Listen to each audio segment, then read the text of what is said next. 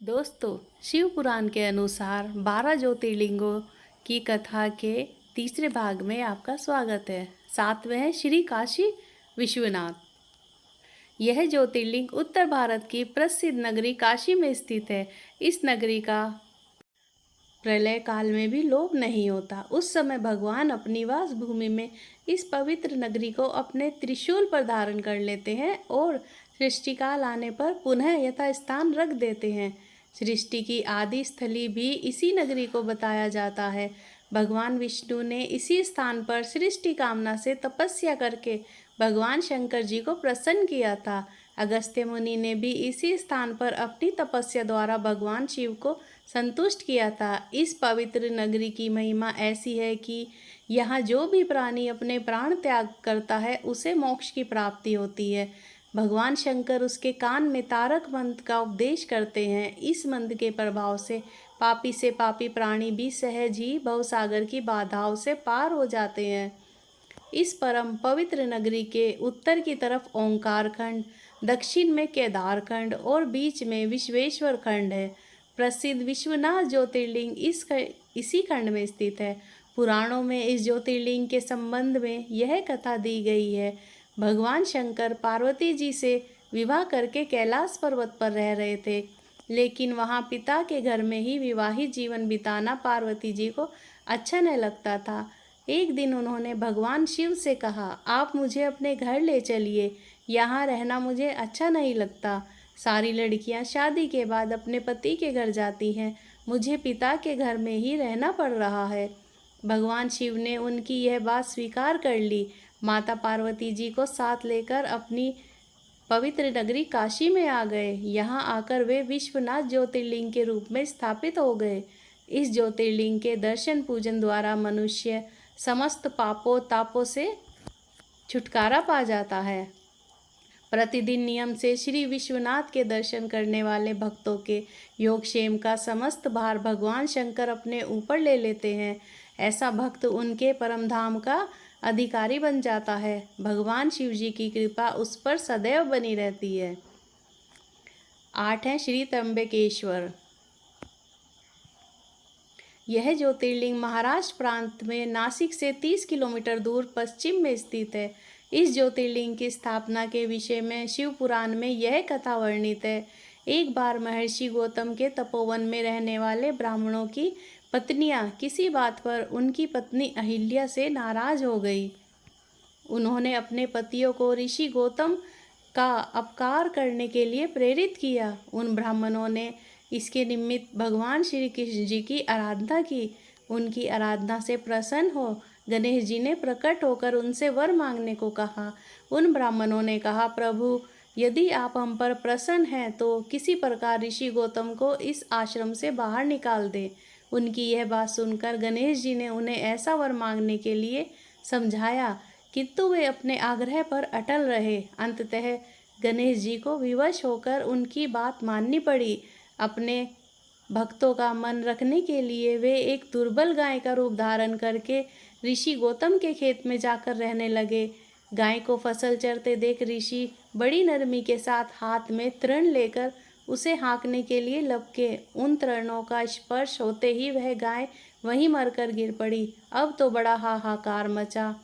सारे ब्राह्मण एकत्र हो गो हत्यारा कहकर ऋषि गौतम की भर्त्सना करने लगे। ऋषि गौतम इस घटना से बहुत आश्चर्यचकित थे और दुखी थे।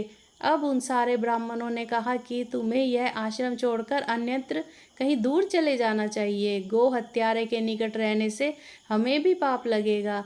विवश होकर गौतम ऋषि अपनी पत्नी अहिल्या के साथ वहां से 1 कोस दूर जाकर रहने लगे, किंतु उन ब्राह्मणों ने वहां भी उनका रहना दूभर कर दिया। वे कहने लगे, गो हत्या के कारण तुम्हें अब वेद पाठ और यज्ञादि के कार्य करने का कोई अधिकार नहीं रह गया।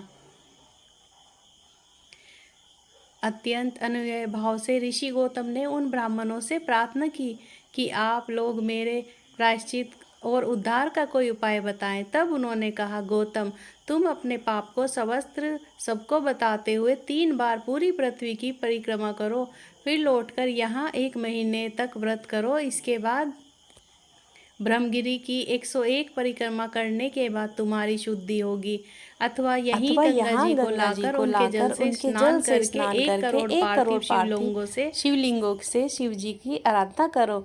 इसके बाद पुनः गंगा जी में स्नान करके इस ब्रह्मगिरि की 11 बार परिक्रमा करो।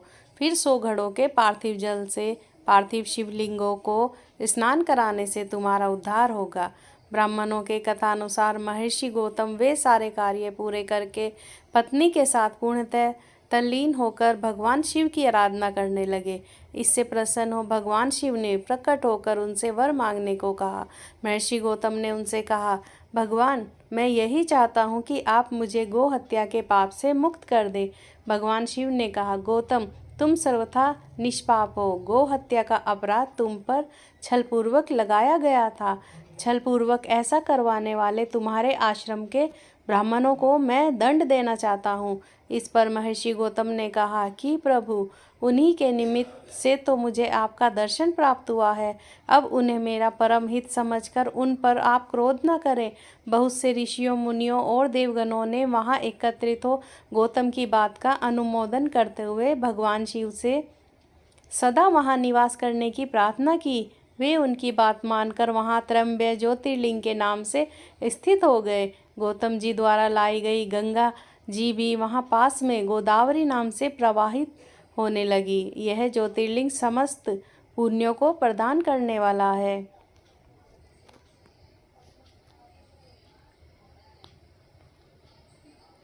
नंबर 9 है श्री वैद्यनाथ जी। यह ज्योतिर्लिंग बिहार प्रांत के संथाल परगने में स्थित है। शास्त्र और लोक दोनों में उसकी बड़ी प्रसिद्धि है। इसकी स्थापना के विषय में यह कथा कही जाती है कि एक बार राक्षस राज रावण ने हिमालय पर जाकर भगवान शिव का दर्शन प्राप्त करने के लिए बड़ी घोर तपस्या की।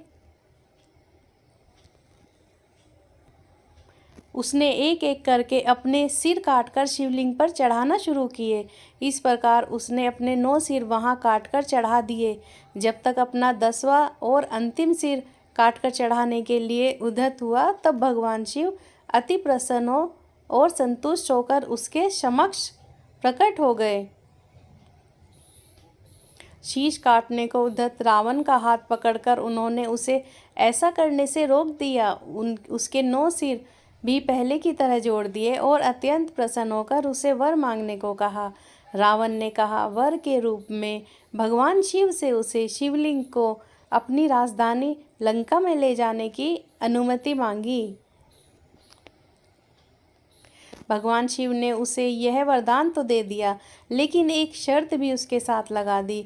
उन्होंने कहा, तुम शिवलिंग ले जा सकते हो, किंतु यदि रास्ते में इसे कहीं रख दोगे तो यह वहीं अचल हो जाएगा, फिर तुम इसे उठा न सकोगे। रावण इस बात को स्वीकार कर उस शिवलिंग को उठा लंका के लिए चल पड़ा। चलते चलते उस जगह मार्ग में उसे लघु शंका करने की आवश्यकता महसूस हुई। वह उस शिवलिंग को एक अहीर के हाथ में थमाकर लघु शंका की निवृत्ति के लिए चल पड़ा। उस अहीर को शिवलिंग का भार बहुत अधिक लगा और वह उसे संभाल न सका।